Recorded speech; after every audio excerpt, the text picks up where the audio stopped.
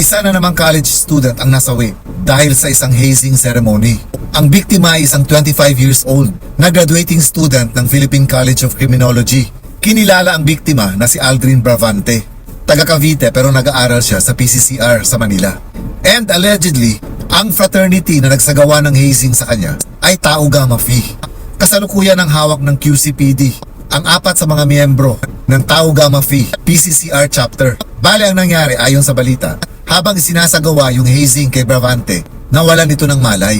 So ang ginawa ng dalawang frat members ay isinugod si Bravante sa ospital. Pero DOA na or dead on arrival na si Bravante nung makarating ng ospital. Aside dito sa dalawang frat members, may dalawa pang frat members din na nandoon during the hazing ceremony ang sumuko na rin sa QCPD. Sinasabing 60 na palo sa pamamagitan ng paddle ang tinamo nitong biktima. Aside dito sa mga palo, nakita rin na may mga cigarette burns itong biktima sa kanyang katawan. Ayon sa QCPD, pinaghahanapan nila ang ibang mga kasama during dito sa hazing ceremony na ginanap. Ginawa yung hazing sa isang abandonadong building sa Quezon City.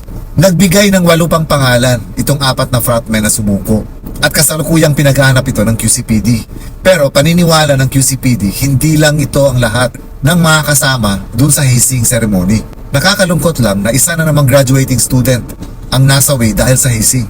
And at the same time, nakakalungkot din na ang lahat ng participants dito sa hazing na ito ay masisira na rin ang mga buhay nila dahil ang parusa sa paglabag sa anti-hazing law ay pagkakakulong ng habang buhay at 3 million pesos ang penalty. Kung maalala natin, noong March 2023, hazing din ang ikinamatay ni John Matthew Salilig at ang nagsagawa ng initiation rites niya ay Tau Gamma Phi rin. Parang paulit-ulit na lang na kapag may namamatay sa hazing, madalas Tau Gamma Phi ang involved na fraternity. Although alam naman natin na maraming chapters ang isang fraternity. At sabi nga nila, ang kasalanan ng isa ay hindi pwedeng ibunton sa lahat. Kumbaga, kung nagkamali ang isang chapter, hindi ibig sabihin nito na ang buong chapters ng Tau Gamma Phi ay pare-pareho. Nakakapagtataka rin kasi kung bakit parang yung ibang mga chapters ay hindi takot na magsagawa pa rin ng initiation sa pamamagitan ng hazing. When in fact, alam naman nila na bawal ito dahil meron mang sinasabing no contact policy. So ibig sabihin nito, may ibang mga leaders ng ibang mga chapters na hindi sinusunod yung no contact policy at patuloy pa rin sila nagsasagawa ng hazing during initiation rites. Hindi rin kasi natin masasabi na lahat ng fraternities ay masama dahil may ibang mga fraternities, even itong Tau Gamma Phi, may iba silang mga chapters na may nagagawa namang kabutihan sa mga communities. Meron din silang mga outreach programs kumbaga. Yun nga lang, hindi nila nababantayan ang lahat ng mga leaders nila para mahigpit na ipatupad itong sinasabing no contact policy. Kung tutuusin kasi, maganda talagang intensyon ng isang fraternity dahil ito ay nagpo-promote ng kapatiran. Nagiging masama lang ito dahil sa pagkakaroon nila ng initiation rites katulad nitong hazing na ilan na ang naging biktima.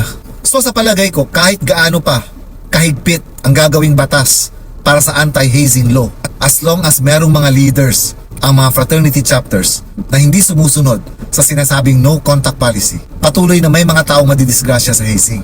Not unless kung i-ban totally ang mga fraternities, which I think is impossible. Kahit pasabihin na i-ban itong mga fraternities sa mga paaralan, sa mga colleges or mga universities, hindi pa rin ito magiging epektibo para sa akin. Dahil paglabas nila ng kanilang mga schools, pwede pa rin doon gawin ang recruitment. Nakakabahala lang itong mga ganitong pangyayari dahil karamihan ng mga biktima ay mga estudyante. Maagang nawawala yung mga buhay nila at nasisira yung mga pangarap nila at pangarap ng mga magulang nila para sa kanila. At sabi ko nga kanina, hindi lang buhay ng biktima ang nasisira dito, pati yung buhay ng mga participants dito sa hazing na isinasagawa. Sa paglabag sa anti-hazing law, mabigat na yung parusa dahil ito ay reclusion perpetua o pagkakabilanggo ng habang buhay.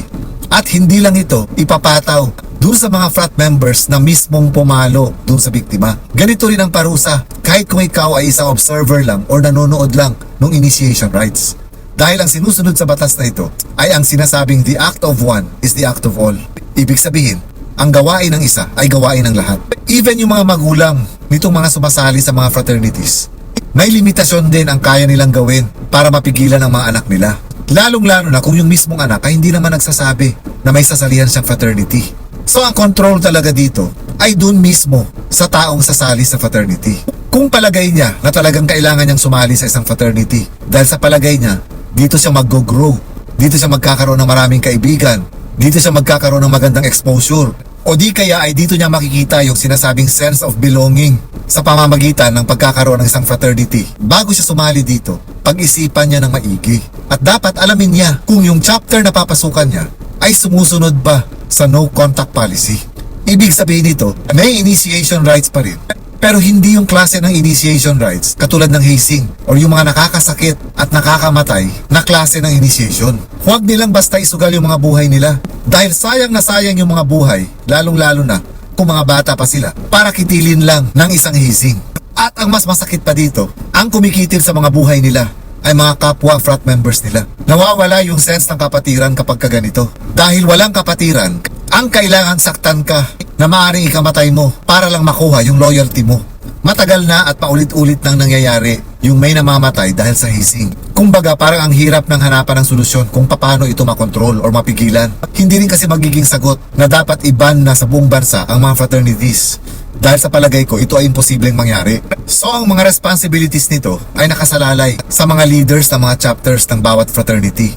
At syempre pa, doon mismo sa head or sa main chapter na dapat sinisiguro nila na yung mga leaders nila ay sumusunod dito sa no contact policy.